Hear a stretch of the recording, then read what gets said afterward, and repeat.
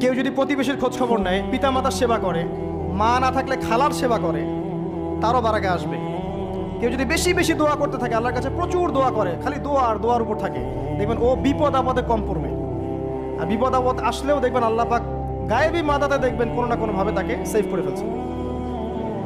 কারণ দোয়া দিয়ে তাকদীর পরিবর্তন হতে পারে। আর কিছু বিষয় কনস্ট্যান্ট, এগুলো পরিবর্তন হবে না। এখানে কিছু মানুষ বলেছে তাকদীর বলতে কিচ্ছু নাই, মানুষ যা করবে তাই পাবে। তাকদীর বলতে কিচ্ছু নাই, মানুষ যা কাজ করবে সেটাই মানুষ পাবে, মানে মানুষের কর্মের স্বাধীনতাই চূড়ান্ত। তাকদীর বলতে আসলে কিছু নাই। এদেরকে বলা হয় কাদারিয়া। কি বলা হয়? কাদারিয়া। নবীজি বলেছেন এরা যদি মারা যায় জানা যায় যাবে না, এরা যদি অসুস্থ হয় দেখতেও যাবে না, এরা হচ্ছে এই উম্মতের মাজুস, অগ্নি পূজারী।